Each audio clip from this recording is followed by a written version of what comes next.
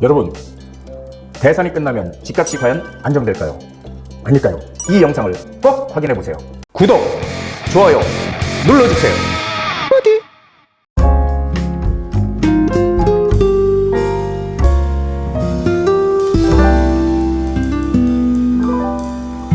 부동산 DJ. 안녕하세요. 부동산 DJ 한정훈입니다. 자, 이제 대선이 드디어 얼마 남지 않았습니다. 여러분들 어떻게 잘 결정하셨나요? 자, 21대 대선에서 부동산 공약들이 지금 나왔죠. 이것이 뭐 원만하게 잘 실행이 되느냐 안 되느냐는 건 추후의 문제고, 일단 이런 공약들을 살펴보고요. 과연 집값이 대선 이후로 안정될지 한번 우리가 시장의 분위기가 어느 쪽으로 갈지 살펴보는 시간을 준비했습니다. 자, 먼저 세미나 공지합니다. 자, 드디어 6월 4일 선거 대선이 끝나고 바로 다음 날입니다. 수요일 오후 2시 대선 이후 반드시 주목해야 할 핵심 지역. 자, 대선이 끝나고 어디에 우리가 어떻게 빠르게 선점을 해야 될지 여기에 대한 구체적인 얘기들 나누는 시간 준비하겠습니다. 자, 선착순 예약 필수고요. 1대1 개별 상담은 24시간 열려 있습니다. 언제든지 가지고 계신 부동산에 대한 모든 것 다 파헤쳐 드리니까요. 언제든지 전화 주시기 바랍니다. 자, 부동산 공약 한번 우리 살펴보도록 하죠. 부동산 공약 핵심 정책 기조와 공급 방식. 자, 이재명 후보 정책 기조는요, 공급 확대입니다. 확대. 그리고 규제 완화. 규제 완화. 이건 조금 색다르죠. 자, 김문수 후보는 역시 공급 확대, 규제 완화입니다. 공급 방식은 근데 틀려요. 공급 방식은 실용적으로 조금씩 조정을 하겠다. 그 대신 뭐를 위주로 한다? 공공이 주도 위주, 공공이 주도하는 그런 공급을 하겠다. 자, 이쪽 김문수 후보는 시장 자율에 맡기겠다. 민간 주도로 하겠다. 아주 대표적인 거죠. 자, 이 공공 주도냐, 민간 주도냐, 이것에 따라서 진보와 보수가 싹 갈라지는 것 같습니다. 자, 근데 공급 확대는 공통 기조죠. 그래서 제가 예전에 그런 말씀 드렸죠. 지금 정부든 나중에 정부가 바뀌든 간에 한 가지 공통점이 있다. 그것이 바로 공급 확대다. 왜냐하면은 시장이 지금 주택이 부족하다는 인식을 가지고 있다는 겁니다. 지금 여야 모두. 자, 그래서 지금 이렇게 돼 있고요. 세제는요, 이재명 후보, 민주당 후보는요, 세제는 완화하겠다. 그리고 기존 틀 유지 속 완화. 결국은 뭐예요? 기존 틀을 어떻게 하겠다? 유지하겠다는 거예요. 기존 틀 유지. 사실 제가 그랬죠. 어떻게 선거가 끝나든 부동산 정책은 크게 바뀔 게 없을 것이다. 이런 얘기를 드렸을 거예요. 근데 왜 그러냐면은 이미 나와 있는 우리가 규제를 할 수 있는 대책들은 이미 다 나와 있습니다. 이것을 지난 정부에서, 현 정부에서 어떻게든지 없애기 위한 여러 가지 방법을 계속 대책은 내놨지만 실제로 여야가 합의가 돼야 되잖아요. 국회에서 법을 만들어야 되니까. 그런데 그게 만들어지지 않았기 때문에 계속 규제가 있는 상태로 지금까지 왔기 때문에 특별히 나올 특별한 규제도 없다. 이런 얘기를 제가 많이 드렸죠. 자, 이쪽은요, 법인세, 상속세, 최고세율 인하, 전면적 규제 철폐. 전면적으로 규제 철폐하겠다. 똑같은 현 정부와 똑같은 그런 정책들을 내놓고 있죠.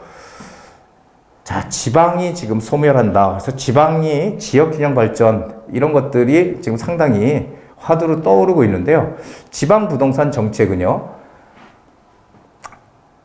이재명 후보는 공공기관을 지방을 이전하겠다. 공공기관 지방 이전. 국회도 세종시로 이전하고, 그리고 교통망을 연계해서 개발하겠다. 이게 지방 정책입니다. 가장 큰 게 공공기관 지방 이전. 모든 나라들이 주구장창 외치는 게 그런 거잖아요. 지역균형 발전. 왜 대도시는 사람들이 바글바글하고 지방은 소멸해가고 왜 이러냐.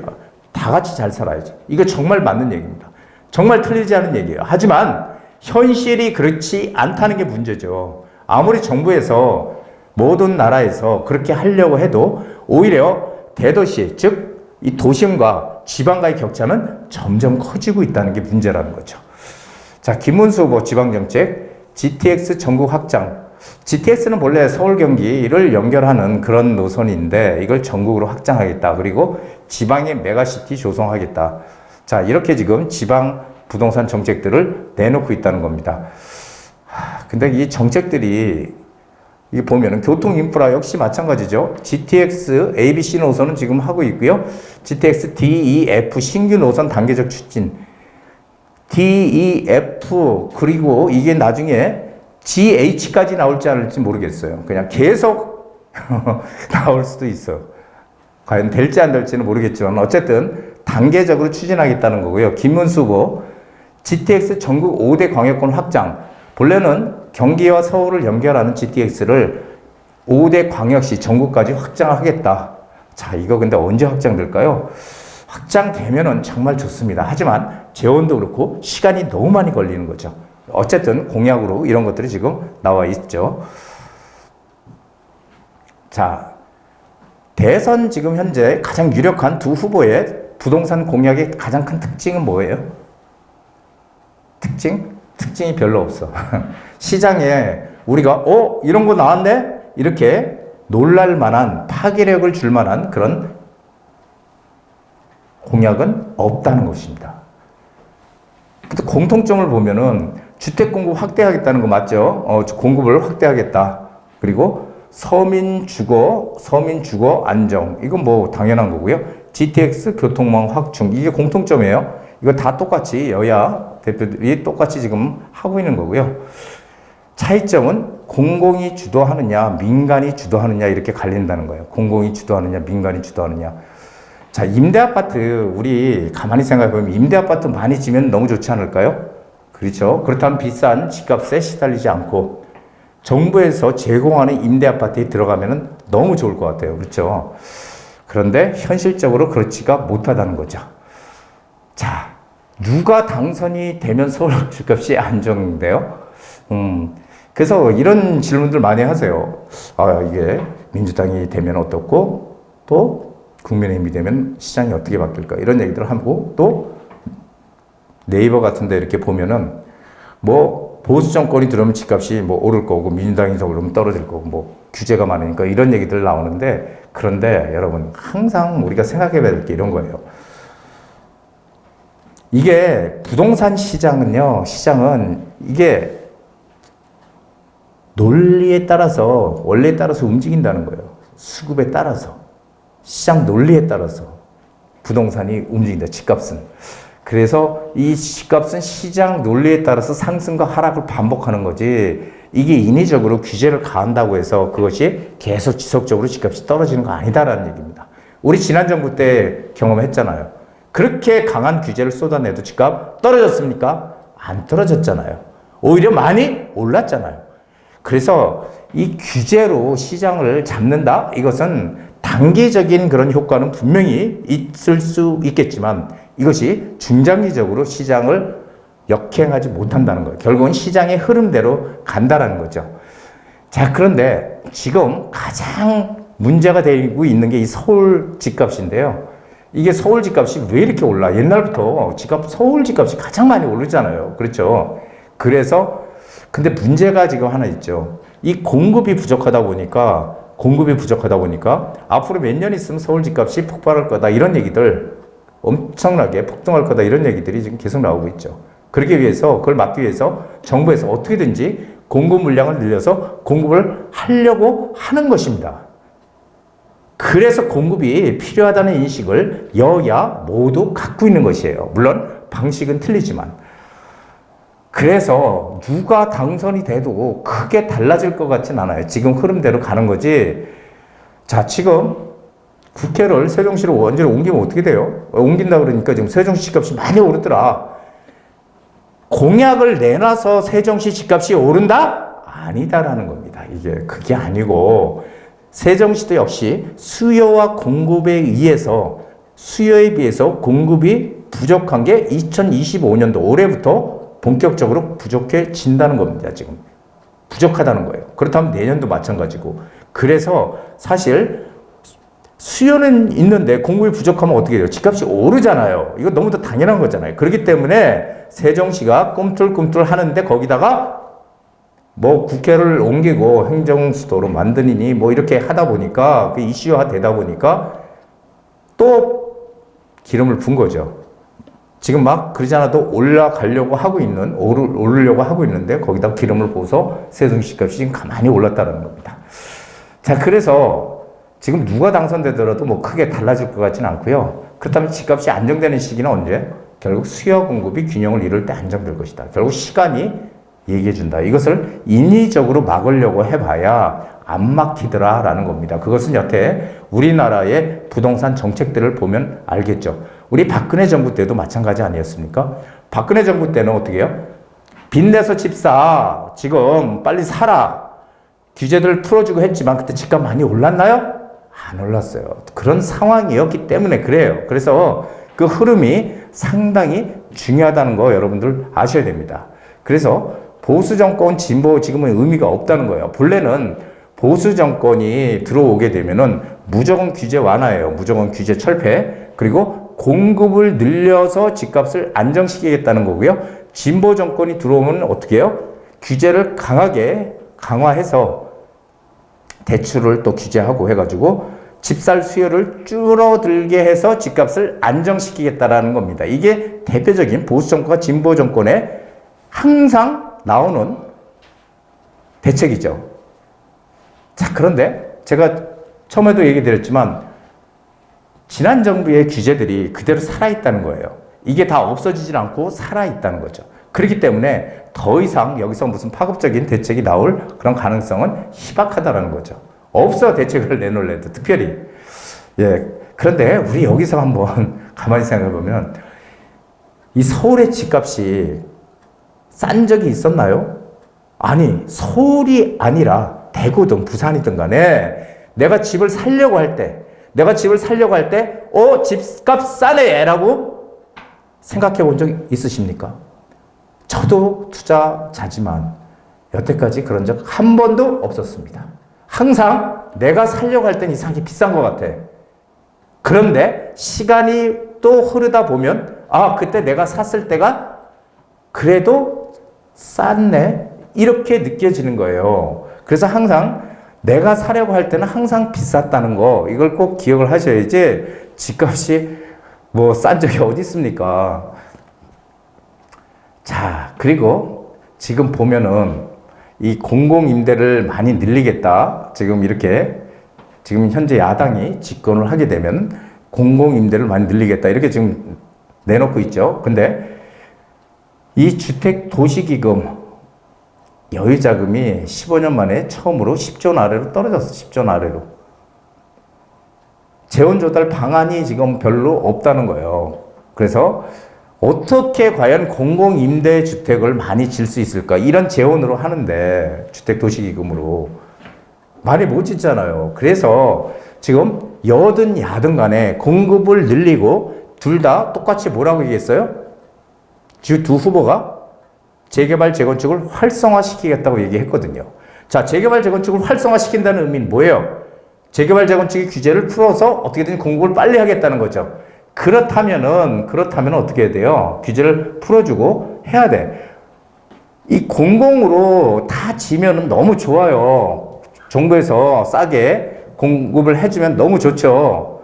그런데 항상 문제는 재원이야, 돈. 이 돈이 안 되기 때문에 우리는 어떻게 해요? 민간 사업자들, 그렇죠? 민간에서 공급을 하는, 민간에서 어떻게든지 공급을 활성화시켜서 할 수 있게끔 정부에서 해줘야 된다는 거죠. 자, 정부 주도가 아닌 민간 주도 개발의 활성화가 반드시 필요하다. 왜냐하면은 돈이 없으니까 정부 주도를 하는 건 한계가 있다는 얘기예요. 우리가 만약에 싱가포르 같이 전 국민의 80%가 임대주택에 거주를 할 수 있다면 너무 좋을 것 같아요. 왜 그러냐면은 싱가포르는 국토의 90%가 국가가 소유를 하고 있기 때문에 임대주택을 싸게 공급할 수가 있어요. 그렇기 때문에 다 주택에 들어가 살아.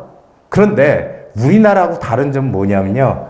우리나라는 뭐 신혼 부부들이 살만한 그런 주택들, 조그만 청년주택이라든지 이런 것들을 보면요. 소형이잖아요. 소형주택이잖아요. 그렇죠. 그리고 품질도 좀 일반 아파트에 비해서 떨어지고 오로지 소형주택 위주의 공급을 하고 있다는 거예요, 지금. 그런데 싱가포르는 소형에서 중대형까지 다양한 형태의 주택을 공급한다는 거예요. 그리고 양질의 주택을 공급한다는 거죠. 양질. 저가의 주택이 아닌 양질의 주택을 공급을 합니다. 그렇기 때문에 여기 국민들은 집에 대한 부담이 전혀 없어요. 근데 싱가포르처럼 이렇게 중대형, 가족 단위로 살 수 있는 중대형을 공급해주면 얼마나 좋아요. 하지만 우리는 지금 그렇게 할 수 있는 상편이 아닌데, 우리도 이제는 사실은 그 품질, 그리고 이 평형을 소형에서 탈피해서 여러 가지 형태의, 다양한 형태의 그런 주택을 공급해야 된다는 게 이제 앞으로 이 정부 주도로 하는 공공주택에 대한 것들을 이제는 바꿔야 된다는 겁니다. 이 인식을. 그냥 소형, 그리고 저가로 무조건 많이 짓자가 아니고 양질의 주택, 싱가포르 같이 해야 된다는 겁니다. 서울은 지금 자가 보유율이 44%밖에 안 됩니다. 즉, 56%는 무주택이라는 얘기죠. 무주택. 44%만 자가로 가지고 있고요. 물론 한 집 하나 가지고 있는 사람도 있고 집을 10채, 20채, 100채 가지고 있는 사람도 있다고 해요. 서울의 주택보급률 93.6%, 아직 100%가 안 됐습니다. 93.6%. 자, 100%가 넘어가면은, 근데 전국 평균은 100%가 넘어갔어요, 벌써. 전국 평균은. 서울은 93.6%. 야, 근데 100%가 넘어갔는데 왜 집이 부족해? 이렇게 얘기하는 분들이 있는데, OECD 기준으로 보면 평균 115%입니다.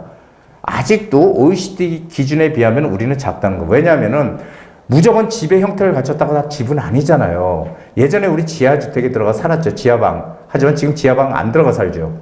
하지만 지하방도 다 주택으로 잡히죠. 그리고 시골에 빈집들, 빈집들도 다 주택으로 잡힙니다. 그래서 실제로 우리가 어느 정도 사람들이 들어가 살려면 115% 돼야 된다는 얘기를 드리는 거고요.